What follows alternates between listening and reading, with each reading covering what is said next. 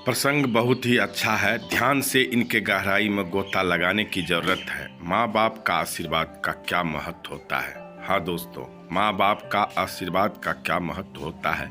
सबसे पहले सभी भाई बंधु एवं बुजुर्गों को ब्रजेश पाठक का तहे दिल से प्रणाम स्वीकार हो। जब मृत्यु का समय निकट आया तो पिता ने अपने एकमात्र पुत्र धर्मपाल को बुलाकर कहा कि बेटा, मेरे पास धन संपत्ति नहीं है कि मैं तुम्हें विरासत में दे दूं, पर मैंने जीवन भर सच्चाई और प्रामाणिकता से काम किया है, तो मैं तुम्हें आशीर्वाद देता हूँ कि तुम जीवन में बहुत सुखी रहोगे और धूल को भी हाथ लगाओगे तो वह सोना बन जाएगी। बेटे ने सिर झुकाकर पिताजी के पैर छुए। पिता ने सिर पर हाथ रखकर आशीर्वाद दिया और संतोष से अपने प्राण त्याग कर दिए। अब घर का खर्च बेटे धर्मपाल को संभालना था। उसने एक छोटी सी ठेला गाड़ी पर अपना व्यापार शुरू किया। धीरे धीरे व्यापार बढ़ने लगा। एक छोटी सी दुकान ले ली। व्यापार और बढ़ा। अब नगर के संपन्न लोगों में उसकी गिनती होने लगी। उनको विश्वास था कि यह सब मेरे पिता के आशीर्वाद का ही फल है, क्योंकि उन्होंने जीवन में दुख उठाया पर कभी धैर्य नहीं छोड़ा, श्रद्धा नहीं छोड़ी, प्रामाणिकता नहीं छोड़ी। इसलिए उनकी वाणी में बल था और उनके आशीर्वाद फलीभूत हुए और मैं सुखी हुआ। उसके मुंह से बार बार यह बात निकलती थी कि एक दिन एक मित्र ने पूछा, तुम्हारे पिता में इतना बल था तो वह स्वयं संपन्न क्यों नहीं हुए, सुखी क्यों नहीं हुए। धर्मपाल ने कहा, मैं पिता की ताकत की बात नहीं कर रहा हूँ, मैं उनके आशीर्वाद की ताकत की बात कर रहा हूँ। इस प्रकार वह बारंबार अपने पिता के आशीर्वाद की बात करता तो लोगों ने उनका नाम ही रख दिया, बाप का आशीर्वाद। धर्मपाल को इससे बुरा नहीं लगता। वह कहता कि मैं अपने पिता के आशीर्वाद के काबिल निकलूं, यही चाहता हूं। ऐसा करते हुए कई साल बीत गए। वह विदेशों में व्यापार करने लगा। जहां भी व्यापार करता उससे बहुत लाभ होता। एक बार उनके मन में आया कि मुझे लाभ ही लाभ होता है, तो मैं एक बार नुकसान का अनुभव करूं। तो उसने अपने एक मित्र से पूछा कि ऐसा व्यापार बताओ कि जिसमें मुझे नुकसान हो।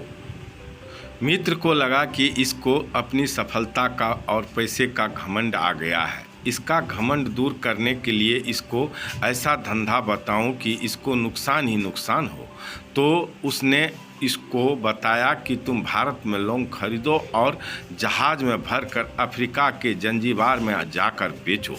धर्मपाल को यह बात ठीक लगी। जंजीबार तो लौंग का देश है, वहाँ से लौंग भारत में लाते हैं और वहाँ 10 से 12 गुना भाव पर बेचते हैं।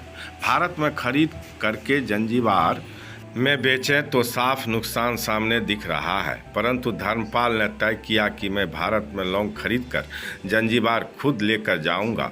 देखूं कि पिता के आशीर्वाद कितना साथ देते हैं। नुकसान का अनुभव लेने के लिए उसने भारत में लौंग खरीदे और जहाज़ में भरकर खुद उनके साथ जंजीबार द्वीप पहुंचा। जंजीबार में सुल्तान का राज था। धर्मपाल जहाज़ से उतरकर के लंबे रतीले रास्ते पर जा रहा था वहां के व्यापारियों से मिलने को।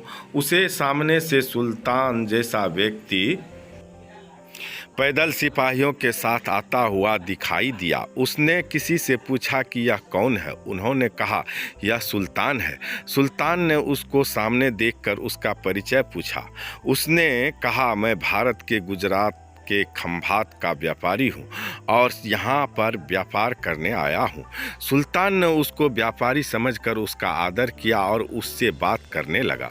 धर्मपाल ने देखा कि सुल्तान के साथ सैकड़ों सिपाही हैं, परंतु उसके हाथ में तलवार, बंदूक आदि कुछ भी न होकर बड़ी बड़ी छलनियाँ हैं। उसको आश्चर्य हुआ। उसने विनम्रतापूर्वक सुल्तान से पूछा, आपके सैनिक इतनी छलनी लेकर के क्यों जा रहे हैं। सुल्तान ने हंसकर कहा, बात यह है कि आज सवेरे मैं समुद्र तट पर घूमने आया था, तब मेरी उंगली में से एक अंगूठी यहाँ कहीं निकल कर गिर गई। अब रेत में अंगूठी कहाँ गिरी पता नहीं, तो इसलिए मैं इन सैनिकों को साथ लेकर आया हूँ। यह रेत छानकर मेरी अंगूठी इसमें से तलाश करेंगे। धर्मपाल ने कहा, अंगूठी बहुत महंगी होगी।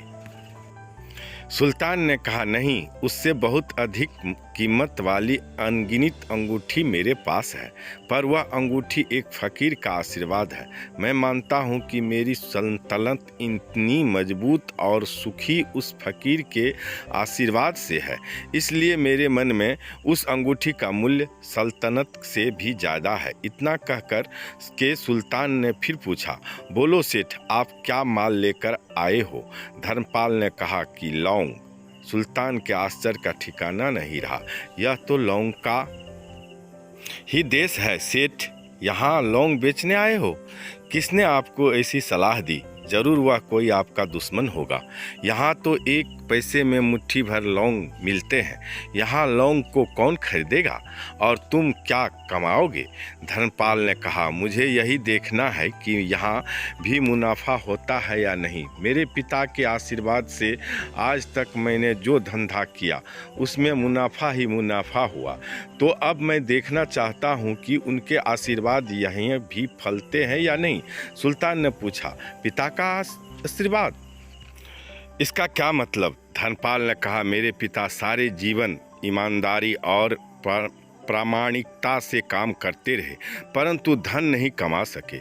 उन्होंने मरते समय मुझे भगवान का नाम लेकर मेरे सिर पर हाथ रखकर आशीर्वाद दिए थे कि मेरे हाथ में धूल भी सोना बन जाएगी। ऐसा बोलते बोलते धर्मपाल ने नीचे झुका और जमीन की रेत से एक मुट्ठी भरी और सम्राट सुल्तान के सामने मुट्ठी खोलकर उंगलियों के बीच में से रेत नीचे गिराई तो धर्मपाल और सुल्तान दोनों का आश्चर्य का पार नहीं रहा। उसके हाथ में एक हीरे जड़ित अंगूठी थी। यह वही सुल्तान की गुमी हुई अंगूठी थी। अंगूठी देखकर सुल्तान बहुत प्रसन्न हो गया। बोला, वाह खुदा, आपकी करामत का पार नहीं। आप पिता के आशीर्वाद को सच्चा करते हो। धर्मपाल ने कहा, फकीर के आशीर्वाद को भी वही परमात्मा सच्चा करता है। सुल्तान और खुश हुआ, धर्मपाल को गले लगाया और कहा, मांग सेठ, आज तू जो मांगेगा मैं दूंगा। धर्मपाल ने कहा, आप 100 वर्ष तक जीवित रहो और प्रजा का अच्छी तरह से पालन करो, प्रजा सुखी रहे, इसके अलावा मुझे कुछ नहीं चाहिए। सुल्तान और अधिक प्रसन्न हो गया। उसने कहा, सेठ, तुम्हारा सारा माल मैं आज खरीदता हूँ और तुम्हारी मुंह मांगी कीमत दूंगा। इस कहानी से शिक्षा मिलती है कि पिता के आशीर्वाद हो तो दुनिया की कोई ताकत कभी भी तुम्हें पराजित नहीं होने देगी। पिता और माता की सेवा का फल निश्चित रूप से मिलता है। आशीर्वाद जैसे और कोई संपत्ति नहीं। बालक के मन को जानने वाली माँ और भविष्य को संवारने वाले पिता, यही दुनिया के 2 महान ज्योतिषी हैं। अपने बुजुर्गों का सम्मान करें, यही भगवान की सबसे बड़ी सेवा है। और तो और माँ बाप का आज्ञा का पालन करने वाले पुत्र का कोई दूसरा पुत्र हाथ तो क्या नज़र नहीं मिला सकता। सारे संसार एक तरफ, आपके पिता आपके तरफ, आप दुनिया जीते हुए हो। माँ कभी यह नहीं कहती कि बेटा तुम मुझे प्रणाम करो। कहीं से तुम आते हो तो सदा यही सिखाई है कि भगवती को या घर की देवता को प्रणाम करो। आज तक हमने ऐसा ही करते आया है, लेकिन नहीं, वही हमारी जगदम्बा है जो यह हमें बोली है कि पहले देवता को प्रणाम करो। अरे माँ, तुम यदि नहीं होती तो वह देवता को कौन देखना तो दूर की बात थी, प्रणाम कैसे कर पाते। मेरे भाई, मेरे लिए कोई देवी देवता मेरे माँ बाप के स्थान न तो कभी लिया है न कभी लेगा। 7 बार अपने माता पिता के चरणों को मैं प्रणाम करता हूँ। लख लख 1 करोड़ अपने ज़िंदगी में 7 जन्म तक मैं उनके चरणों को प्रणाम करता हूँ। 1 जन्म तो क्या 7 जन्म तक उनके दूध का जो है कर्ज नहीं चुका पाता है पुत्र। अपने अपने माँ बाप को 7 प्रणाम।